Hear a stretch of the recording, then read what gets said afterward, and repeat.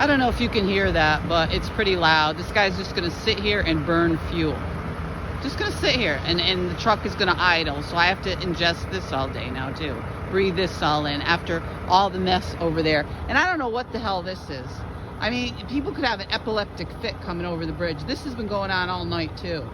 So I don't know what this is, whether it's a sign, whether it's, I don't know. But you're not supposed to do this to people. You could end up having an accident. I don't know what it is. It comes on. It does different things. It blasts. It'll shut off for a few minutes. It'll turn back on. I mean, I don't know what it is, but it's pretty frightening. You're not supposed to do that to people. But